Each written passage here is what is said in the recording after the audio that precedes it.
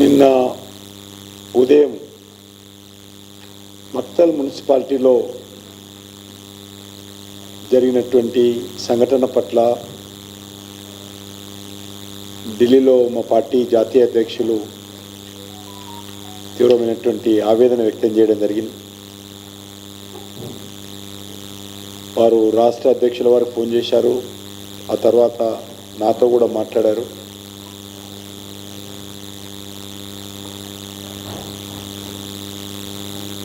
Congress party వివరించినటువంటి తీరు,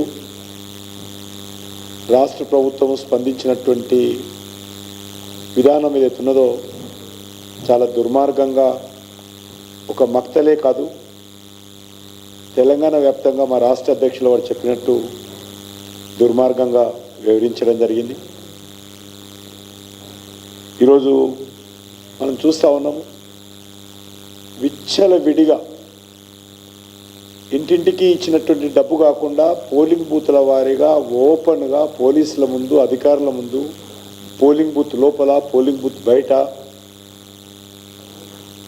మా party తరఫున మేము పోలింగ్ బూత్ ఆఫీసర్ కానీ పోలీస్ అధికారులకు కానీ ఎవరికి కంప్లైంట్ చేసినా రాష్ట్ర ఎన్నికల కమిషన్ నుంచి కానీ పోలీస్ నుంచి కానీ ఏ రకమైనటువంటి స్పందన లేదు. అసలు స్టేట్ ఎలక్షన్ కమిషన్ అనేది ఉన్నదా? వాళ్ళు రూపకల్పన చేసినటువంటి విధి విధానాలు అమలు చేస్తున్నారా?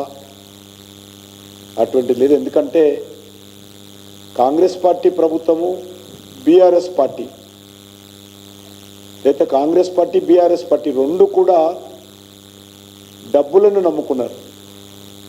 డబ్బులను నమ్ముకొని ఎలక్షన్స్లో వివరించిన విషయాన్ని మనం చేస్తూ ఉన్నాను. వాళ్ళు ప్రజల్లో తిరిగిన తర్వాత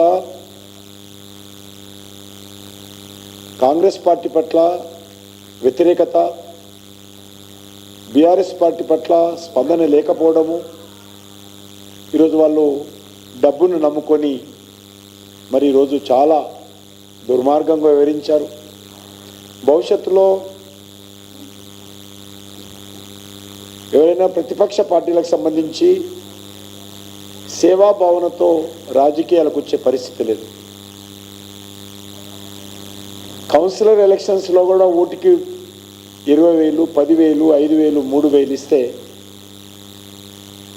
ప్రజాస్వామ్య వ్యవస్థ ఏ రకంగా ఉంటుంది? ఏ రకంగా మనము మున్సిపాలిటీలో ఒక కౌన్సిలర్గా, కార్పొరేటర్గా ప్రజలకు సేవ చేయగలుగుతాము? చాలా దురదృష్టకరమైనటువంటి సంఘటన. ఈరోజు భారతీయ జనతా పార్టీకి సంబంధించి అనేక కంప్లైంట్లు